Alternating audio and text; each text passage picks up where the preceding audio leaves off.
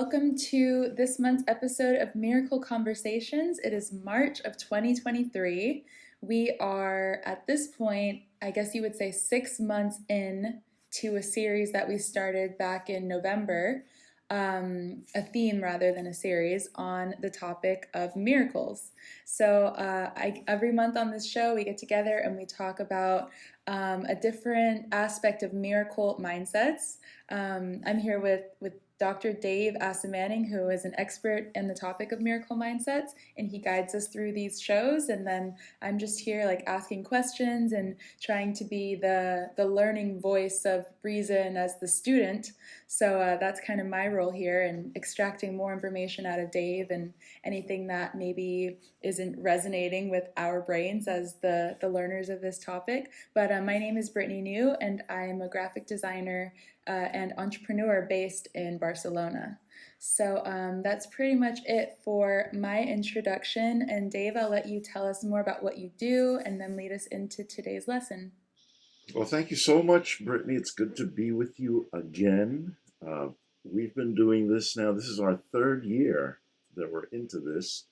And so we have quite a bit of experience under our belts doing this once a month for slightly over 2 years. It's been very exciting. So thank you for that intro.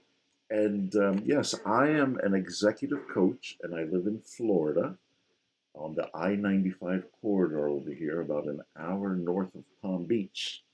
So it's very sort of underpopulated.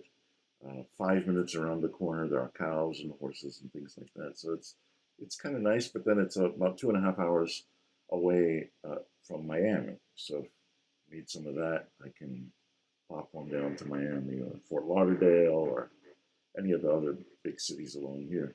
So yeah, I have focused over the last sort of 10 years on miracle mindsets. And I would say I've been working on the miraculous for the last 30 years. My Ph.D. is in psychoanalysis and religion. I finished that. It was a 10-year process, and I finished that in 2003, 10 years of doing that. And the whole topic was the miraculous and synchronicity in relation to psychoanalysis and psychotherapy. So I've been in this topic a long time now, and I love it. I love the focus. I love the concentration. And so I'm mostly specialized in executive coaching and supporting CEOs, executives, entrepreneurs, and other leaders to develop miracle mindsets. So what's a miracle mindset? A miracle mindset is a habitual way of thinking in which we approach life's challenges through the miraculous. And I define a miracle as a solution to a problem that seems impossible to solve. So doing this sort of miracle mindset work for me and for my clients leads to improved effectiveness, ease, and fulfillment in our professional and personal lives. So thank you, Brittany. I just want to say a few words about you, one of my favorite parts of the call, of the show. So you started out helping me to beautify some worksheets I had. This is how I was introducing clients to my roadmap for coaching. And I was really impressed right from the beginning. It took everything I was doing up a notch aesthetically. And then after that, we started collaborating on video modules from my online course. And then more recently with the show, you've been helping to record these shows, edit and repurpose them as the video podcast, the audio podcast, the blog, and posting everything after having done just such an excellent job editing it with your intros and outros. And the whole thing is just, it's miraculous to me. So I have no problem whatsoever singing your praises about this stuff and each time and wanting people to know about it. So Brittany, back over to you. Anything you want to say about your work here or where people can reach you? Yeah, thank you so much for that shout out, Dave. I always appreciate your kind words, and the validation is always appreciated. I like to know that I'm doing a good job. So thanks for that. But yeah, my website is brittanynew.com, and there you can see what some of my offerings are. I actually just re updated it recently, so it's got a little bit more clarity on what I do there. If you're looking for branding assistance or graphic design in the space of online courses, digital products, those are all services that I offer. And I also have a YouTube channel if you just search my name, Brittany New, and then I've got some do-it-yourself resources for entrepreneurs as well if you're into learning how to kind of take control of your own media. So yeah, thank you for giving me the space to talk about that, Dave, and back to you. Very welcome, Brittany. My pleasure. I hope people reach out to you a lot and your business continues to prosper as it's been doing. So, well, we're going to do the last batch of miracle Mm-hmm. principles today. Mm-hmm. We've had 50 of these miracle principles and chopped them up into 10 uh, batches of 10 a piece. And Mm-hmm. so I'm really so grateful that A Course in Miracles, which is quite a big uh, a tome. It's got many different parts to it, and it's probably, I don't know, maybe a little under 2,000 pages long. And it's sort of the real deep dive into miracles, if that's something that one's interested in. But at the very beginning, it has these 50 miracle principles, and each principle is a short sentence in which the teacher declares something of essence about the miraculous. And so it really makes it very clear, leaves no room for doubt, that this whole study, A Course in Miracles, is about miracles. It's hard to shift and make it about something else. So I'm really grateful for that. It's very centering. And after we finished this show, in subsequent shows, we'll move to other lessons and maybe even sections of the text, the theoretical text that provide us with more about miracles. So, um, and we usually go pretty quickly with what we're going to cover. So I'm going to highlight just a few points out of the batch of 10 and check in with you, Brittany, to see if you have any thoughts or comments as we do this. So um, the first two in this batch go like this. Wholeness is the perceptual content of miracles. They thus correct or atone for the faulty perception of lack. A major contribution of miracles is their strength in releasing you from your false sense of isolation, deprivation, and lack. So right away, this is really very comforting in my mind, right? Because um, we're being encouraged to understand that seeking miracles, thinking about miracles, being tapped into miracle mindset will bring us an enormous sense of comfort under any circumstances in which we're feeling a sense of scarcity or lack or deprivation. So that's a pretty straightforward benefit to cultivating miracle mindsets. Um, I was just reading uh, something in the local press here, and it was really about how cities in Florida are being more aggressive about foreclosure on people's properties. If in some cases for things as trivial as not having mowed their lawns, and if they're getting complaints regularly and they're not doing anything to fix it, it's almost like the city can seize your property and sell it from out under you. Oh And my then there are gosh. much harder, tougher cases in which people have had various catch 22s and they can't get the money to fix the problem if it's a faulty roof. And the faulty roof is preventing them from getting a loan and to fix the roof. I mean, it's just endless circular things like this. And they're losing properties that have been in their families for 100, say, over 100 years. And I was thinking about that. And I was saying, wow, I get how that kind of a nightmare can descend on somebody and just choke them out of their beloved property. Then, okay, so it's got some problems with it and it doesn't look the best and whatnot, but I mean, to have the city come in and stipulate and use the law to like And then the judge is like, sorry, you had enough chances. We're taking it from you and we're selling it for a fraction of what it's worth. And you've already paid the mortgage. Your family has already paid the mortgage. There, I was like, wow, that just seems like a whole piling up of unfair stuff. Yeah, that sounds But like it's all about theft. scarcity, deprivation, lack. Mm-hmm. I mean, I could see how you could really feel that. And even just thinking about it, it's like, okay, pivot my mind towards anybody around the world, basically, who feels that for any reason. There are millions and millions of situations in which people feel that. So, what we're doing with the miracle mindset is making sure we're protected from those scary, nightmarish places, and then helping other people as well, right? So, um, Brittany, I don't know if there's anything you want to comment on at this point, and then we just got one more point for today's material that I'll raise before we move to the book.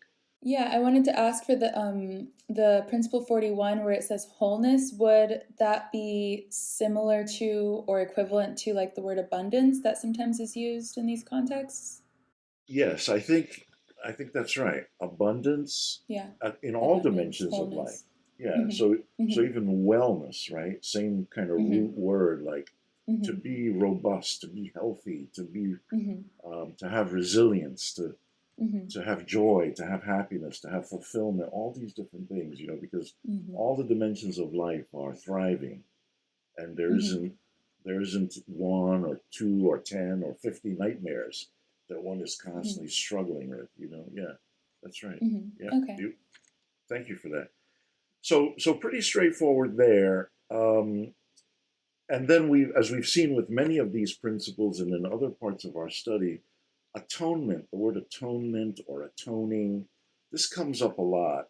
And what that simply encourages us to understand is that no matter what kinds of mistakes we've made personally, um, the love of God, higher power, inner Christ, inner Buddha, Allah, any of it, that love of our source fixes all of that.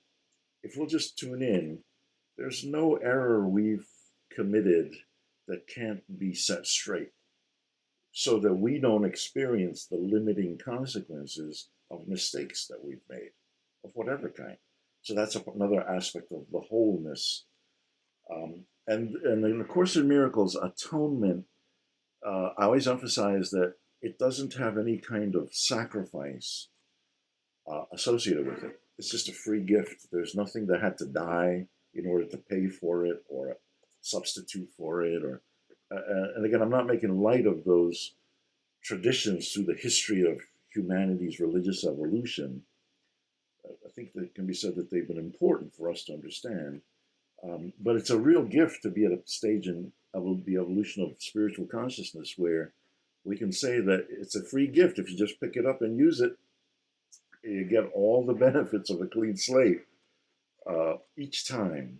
And we've talked a bit about Ho'oponopono as a kind of a Hawaiian variant on that cleaning process. So the final thing in this treatment of these principles for today comes from principles 47 and 48, which I'll read now. So it says, the miracle is a learning device that lessens the need for time. It establishes an out of pattern time interval not under the usual laws of time. In this sense, it is timeless. The miracle is the only device at your immediate disposal for controlling time. Only revelation transcends it, having nothing to do with time at all. So I like the language here. It's very technological. It says the miracle is the only device for controlling time that you have at your disposal. So if something looks like it's going to be a long, miserable nightmare, if we get into miracle mindset and do the things that are connected to miracle mindset, we can shorten the amount of time and even actually reduce it completely so that we can wake up from the nightmare pretty fast. So pretty cool concept. Very Star Trek, I like to say. So any other thoughts on this? And then we're going to go to the book. No, let's carry on. Those were good. Good notes. Good. So yeah, and this is not about rushing, just sort of rushing through Mm-hmm. these. Mm-hmm. What I recommend is that If you find them interesting, Mm-hmm. then you dig into them on your own. I think our show notes tell you where you can find the material from A Course in Miracles, acim.org. And then it allows me to pitch a little bit for previous shows where you can see what we've been doing over time. Specifically, since we started in November, Brittany, as you mentioned, with this new series on miracles, but overall, I mean, the kinds of things we talk about to help nurture miracle mindsets on a consistent basis. So, we are going to go now to a treatment of my book, Nightmares to Miracles, and I'm going to start sharing my screen for that. So, here's the cover of the book, and I've already shared this before, but I like sharing it periodically, so I'll do this part pretty quickly. So, Nightmares to Miracles, and then the subtitle is Miracle Mindsets for CEOs, Executives, and Entrepreneurs to Transform Adversity into Success in Health, Wealth, Love, and Enlightenment. And then we've got some symbolic messages on here, and I'm very sort of cagey about the messages.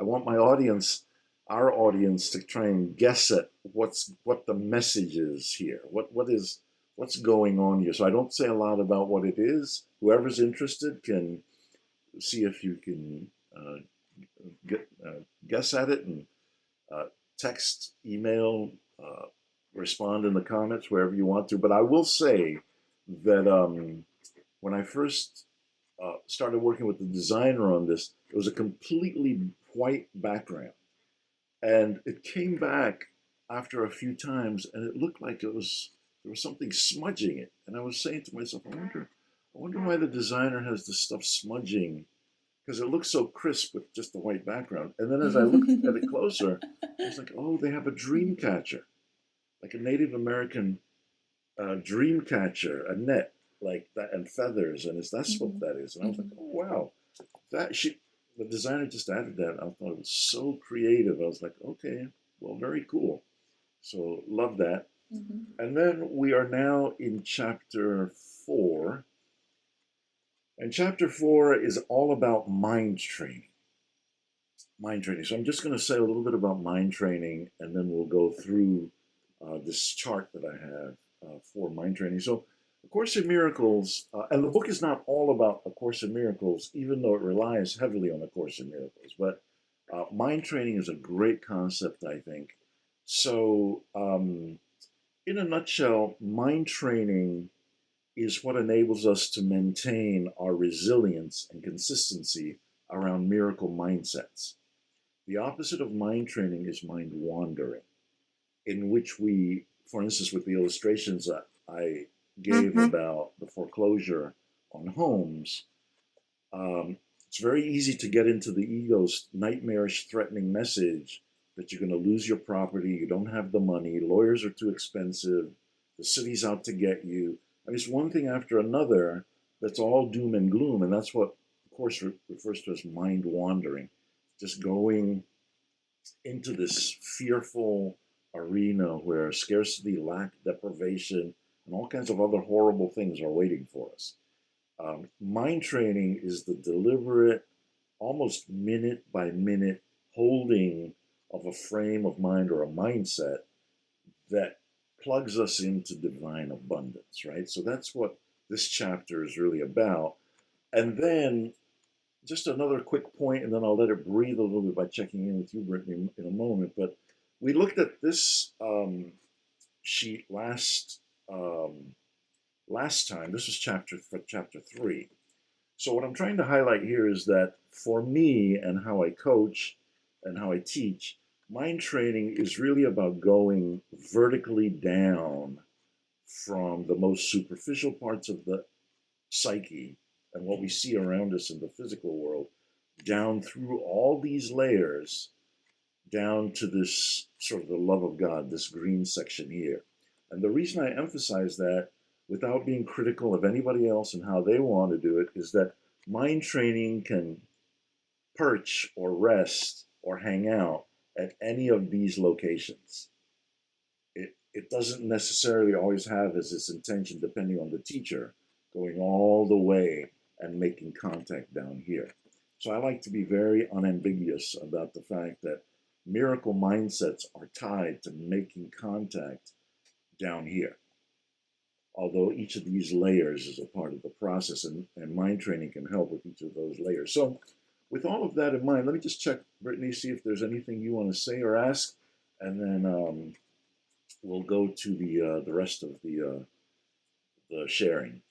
Yeah, I like the attention to the mind wandering concept. I guess outside of this context, a lot of people might refer to that as like spiraling, kind of, just like going down the rabbit hole of negative self talk, maybe, just to translate that for anyone else who knows those terms. Yeah, that's something that is very easy to get into when you're having a nightmarish day. Yeah, Yeah, absolutely. You're absolutely right. I'm yeah. thinking back to my good old psychotherapy days. Mm, And one of the techniques that I remember mm-hmm, learning quite a bit about was what we call the pattern interrupt, right? So that's mm-hmm, another sort of semantic approach to it, where mm-hmm, if you're thinking doom and gloom mm-hmm, thoughts, then you just maybe wear a rubber band and tweak it from time to time mm. to learn to snap out of it, right? Or Okay. I have Mm-hmm, other clients who talk about awfulizing or catastrophizing and learning to mm-hmm, snap out of that. And all of those are great ways to remind oneself. In mm-hmm, my mind, they may have riders on them saying that this is how you go deeper all the mm-hmm, way into making contact with the divine, or they may mm-hmm, not. But I mm-hmm. like to be very sort of explicit about that component of it. So thank you so Yeah. much for that. Yeah, Brittany, excellent. Yeah. Quick question. If you were trying to, let's say you were coaching someone who was just quite far away from a lot of this way of thinking, mindset development, what would be something you would say to try to help someone realize that the thought process that the ego was taking them down wasn't necessary for them to entertain? Like, what would be like a way to convince them that, this is not something you have to participate in? Because I think a lot of people would think that it's natural, it's just how it is. It's, just someone who's not really used to doing the pattern interrupt. Yeah, no, that's a great question. Thank you for asking it, Brittany. So Mm-hmm. I usually try to set things up Mm-hmm. with all of my potential clients when we're Mm-hmm. doing the preliminary call, Mm-hmm. um, to ensure that we can go deeper. So, for instance, the three keys Mm-hmm. is the easiest way to set it up, right? Mm-hmm. So we're just learning one another. Mm-hmm. And I'll say the practical areas, all the things that we have to learn to accomplish your Mm-hmm. goals, whether Mm-hmm. it's to have a more enjoyable relationship with your kids or Mm-hmm. your spouse, or to find a Mm-hmm. spouse, or to let go of a spouse, or to build $1 billion business, or whatever the goal is that the person Mm-hmm. wants to do. And then in the blueprint area, Mm-hmm. I set up as a mini teaching. I say there are two aspects to the psyche that we have to track. One is Mm-hmm. accumulated pain Mm-hmm. over one's lifetime, starting with birth, Mm-hmm. and then how one was parented, and the first days in school, and all the Mm-hmm. traumatizing little nicks and cuts that we've gone through, and Mm-hmm. that those are the source of the mind wandering, if you want to call it that, right? Those pain points. And then not only Mm-hmm. do we have the pain points, but we have a malicious ego that wants to stimulate more anxiety, fear, and guilt around those pain points. So I set those things up right at the beginning Mm-hmm. without Okay. even knowing much from the client other than what their Mm-hmm. goals are and what they're Okay. struggling with. So after that, then it becomes easier and easier to keep teaching Mm-hmm. ways in which to back away from just going into Mm-hmm. the awfulizing and using the categories to do the Mm-hmm. pattern interrupts, if that makes sense. Yeah, yeah, that's helpful. Thank you for Great. that. Yeah, you're welcome. Great question. Thank you for asking it. So we're going to leave this schematic and go to this one, which is the main um, chart for my work with clients around the mind training. And again, this aesthetically pleasing diagram is thanks to Brittany. It was it was a hot mess before Brittany got her hands on it. So just so you know, but I like using these because they also represent the growth stages of the process. So I'm not going to go over these laboriously in details, just to give a quick taste of them. But they kind of go from the top of the psyche to deepening layers of the psyche, roughly speaking, right? So most people are familiar with affirmations. Uh, I am safe, I am strong, I am whole, I am healed.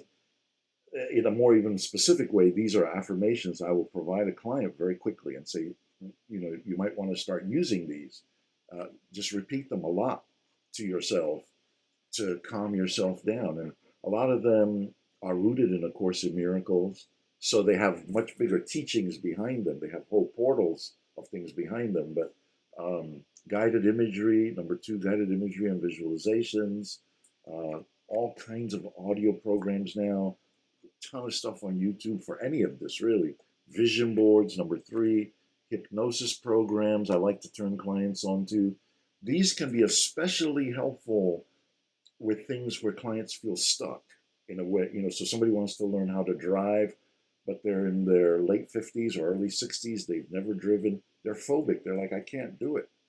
Something bad is going to happen, or they can't take the DMV test, or somebody is deadly afraid of snakes or heights or getting on planes, or, I mean, these can be really limiting factors for people. Hypnosis programs help um, really amazingly. And I discovered hypnosis programs through my struggle with passing my German scholarly translation exam. I couldn't pass it. My first years in the doctoral program, I was just taking it and failing it and just having a really rough time with it. And then I stumbled on a hypnosis program to learn German, and probably within 6 months, I had passed that exam. I mean, I just took care of it. Whatever was blocking me was gone. So that really is, and for all of these, that's the basis of faith with which I come at them. Number five, you've got subliminals and triliminals. I love putting those on my computer. I have them on my computer. They run in the background unobtrusively. So as much time as I spend on the computer, I'm doing mind training using audio subliminals and triliminals, video subliminals. Then there's meditation, number six, mindfulness. These are quite popular. A lot of people know about them. Number eight, A Course in Miracles, which is a huge um, rubric under which we do our work for miracle mindsets. Um, I'm a big believer. Again, I have stories I could tell about all of these, but as you know, Brittany, A Course in Miracles saved my life when I was in the hospital with congestive heart failure in 2014 at death's door. Long story there, but uh, it's available in various places in our blogs and so on in the book itself. Number nine, Ho'oponopono, which I mentioned earlier. Now, this is something I do almost in every uh, first session, even if it's just a free complimentary call with a prospective client who might not become a client. Once I know what the pain point is of theirs that's blocking what they're trying to accomplish or that they've wrestled with regarding their practical goals, I then do an exercise with them in which I say, I'm going to say, please delete my negative programming, and I want you to echo it with me. And you can use this for the rest of your life to keep removing negative programming that's going to make you feel like you're mind wandering. Um, and I like getting that out there right away. So again, we can build on it as we go along. Number 10, I'll finish these and then I'll check with you, Brittany, to see if you have any thoughts or comments or anything, or if any of these stand out for you. I'll lead into all of that. Brain entrainment, I'm convinced this is why disco is so popular and why nightclubs are so popular, right? It's about pulsing sound, light, and other energy that's beamed to the mind and gets us into a trance state in which we're able to enjoy altered states of consciousness for beneficial purposes. 11, virtual reality, all kinds of computer simulated VR gadgets and so on to help us learn things, transform, overcome other psychological issues and challenges. I see a lot of therapeutic potential to all of that. And then finally, nootropics, which are drugs and other sort of natural chemical supplements. We've talked about this before. The movie Limitless, if anybody's familiar with that, is a great movie about the potential uh, for this whole area. So, Brittany, let me check to see if anything jumps out at you. Because when I do this with clients, I say, you're not trying to do all of them. The rationale for this chart is to give a quick mini tutorial about mind training tools so that clients become more intentional about what they're picking into and putting into their toolkits in addition to what they already have, right? So, Hmm. any thoughts for you about what stands out, what you like, what you're familiar with, or any other questions or comments you want to make? Yeah, first comment is this list is so comprehensive. Like I study this on my own, and I honestly can't think of anything I would even add to this list. So this is a really great resource for everybody. I do several of these things: affirmations, vision boards. I've actually got a video on my YouTube channel of how to make a digital vision board. Most people traditionally like cutting from magazines, and that's a really great way to do it because you get to work with your hands, and it's a lot more hands-on, but I just love doing things on the computer. So I just drag in different photos, and of course, you have a lot more options of photos when you're using any photo you can find online. So you can make it a lot more customized and all that. So I've got a video on that. If you search my name in digital vision board, it'll pop up. Um, so then for the nootropics, in the last video, you guys should go back and watch the last podcast if you haven't already. We started getting into nootropics a little bit and psychedelics and things of that nature. But I actually went back and watched the movie Limitless since our last conversation because you Okay. mentioned that we were going to talk about it. So I think just the day after we recorded last month, I watched it again, and it's such a good movie. But obviously, that was a fictional, dramatized version of what might happen with such a drug, but very good movie. Uh, Yeah, I think this is such a good list. I haven't tried several of these. I haven't tried like the triliminals. What's the difference between a subliminal and a triliminal again? Great question. Yeah. So subliminal is it can be just audio where uh, I've done there's a that, yeah. okay, great. So you know Hmm. what that is. Hmm. The visual.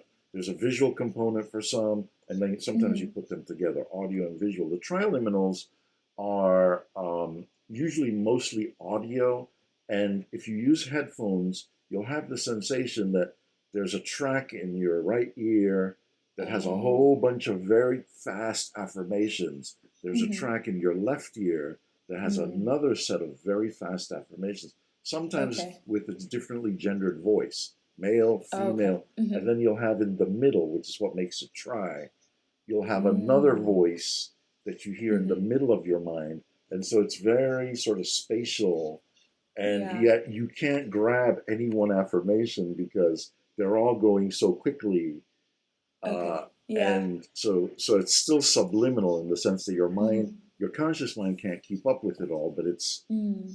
every time I use them, I have major breakthroughs. You know, Wow. Yeah, absolutely. I've come across those on YouTube before. I once played it for a friend and they thought it was quite intimidating, but Yeah, I, I'm sure, I mean, just the whole concept of hypnosis is intimidating because people think of like manipulation and all these right. different things, but it's just, misconceptions, of course. Absolutely, and I have, I Yeah. mean, I have stories from clients where at first they're like, wait, I don't know. That's you're talking about mind training and programming, and you're going to have me listen Hmm. to something, and I'm like, yeah, just you can, if you're a Jesus to Jesus praying person, you can listen to a hypnosis and have it be Jesus who's talking to you, or Buddha, Hmm. or whatever. You know, if you need that extra safety, you can Hmm. call in angels. You could do whatever you want to, you know. So yeah, I am.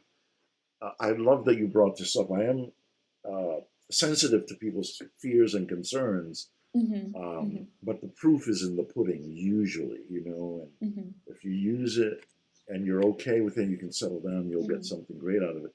So I'm glad. I'm so glad. I remember you mentioning you were going to watch Limitless. I'm so glad you watched that, Hmm. and that you have a good report on it. Right? It's like Hmm. I love especially how towards the end, the main sort of hero of the story, he's able to clean up the mafia element, and he's able to clean up the bad side effects, right? I mean, he's in control of the whole thing, and so it's his empire that's creating this now. But you might say, okay, that's a little bit too much dominance, but it has a nice Hollywood ending. story, yeah. Yeah, Hmm. yeah. I mean, it's like wow, he cleans it all up because through most of the movie, without giving too much away, it has very bad side effects.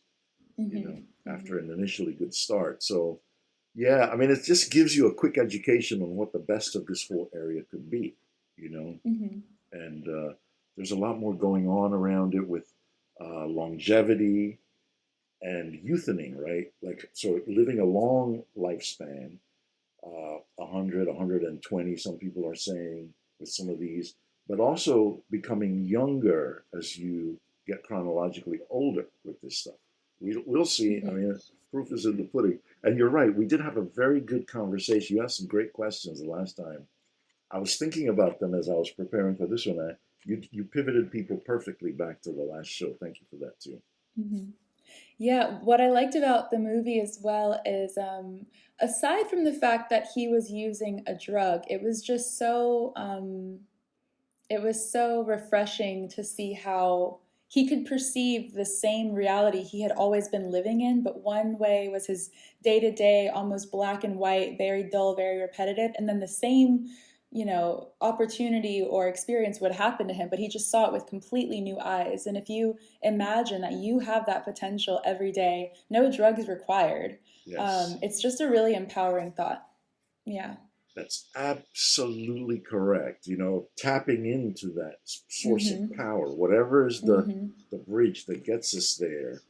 Mm-hmm. It's the source of power that's inside, right? And I Mm-hmm. love how he went from a complete slacker in the beginning. He couldn't even Mm-hmm. write the first sentence of his great novel, and he was just Mm-hmm. like having such a hard time. And then Mm-hmm. once he tapped in, Yeah. he was like a super being, but in a Mm-hmm. very realistic way, like you were pointing out. It's like Yeah. still very, very human. Yeah. Yeah, And the film pointed out how his reality had not necessarily changed, but his point of view had changed, right. and everything else that was happening. It was just very well done. Yeah, you could see that the problems were there, the people were, everyone else was behaving in the same way, but he could see it with different eyes and see the more options that he had. Which, Yeah, when you're in a stuck point, you don't feel like you have as many options as you actually do. It's just a matter of, uh, pulling in that power again. So I really liked that. And then I wanted to go back to the intimidation of subliminals without getting too much into the conspiracy theory land. I just wanted to remind anyone who has any fears about subliminals, like, if you're intentionally using them, that's better than all of the unintentional uses of these tools that supposedly exist in our society and our culture. They say things like, when you're shopping and they have music playing, that the music that's playing is designed to make you want to shop for different things, or like what's on the TV commercials or in the news or things like that. So, intentionally using subliminals is probably like the most harmless thing you could do compared to being fed subliminals by someone else without your consent. So I just wanted to say that as well. it's a great point. We are bombarded with so many that actually try to trigger some of the lower impulses around sexuality and things like that. So you make an excellent point, Brittany. Thank you for that. I also wanted to check with you. I'm going to check out your video on The digital vision vision board. boards. Yeah, I Mm-hmm. want to check that out because it's one of the modules we've got or one of the chapters we've got, and I would Mm-hmm. love for us to patch that in too, right? An Yeah, actual sort sure. of way of enriching that whole topic for Mm-hmm. our audience. So I'm going to have fun checking that out and Yeah, borrowing you on. can check out the one that's there. I'm just realizing I could update it because the program that I used to make them has updated since I made that video, and it's much easier now. You can just type in vision board template and they come up with hundreds of really nice templates that you can choose from. So Wow. my video walks through an older way I've done it, but Okay. it's more or less the same. But yeah, check it Wow. out. We're going to have fun with Mm-hmm. this. This is going to be really Yeah. creative. Yeah, because yeah, well, thank you for mentioning that. I'm looking forward to it. Yeah, Mm-hmm. so that's it in a nutshell. For now, we're moving through the book, and um, so we'll let it rest here for now. The next time we're gonna do number 9, It's a whole chapter devoted to number 9, Ho'oponopono, which is cleaning. That's chapter 5 or module 5. So that's where we'll be for the book.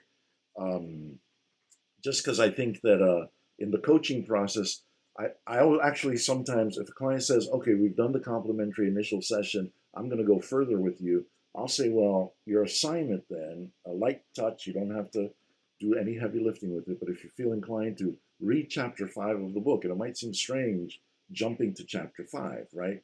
But would be the deeper response to the question you asked earlier about how to help clients begin to do the pattern interrupt, right? So by them reading that chapter and then us really discussing it very early on in the work as a central thing that we go deeper into, they then, I feel, are better equipped to surface pain points that could be blocking and then to release those pain points through Ho'oponopono. So fantastic. So that's it. That's a wrap for what we wanted to cover today. Brittany, over to you for any final thoughts before we finish.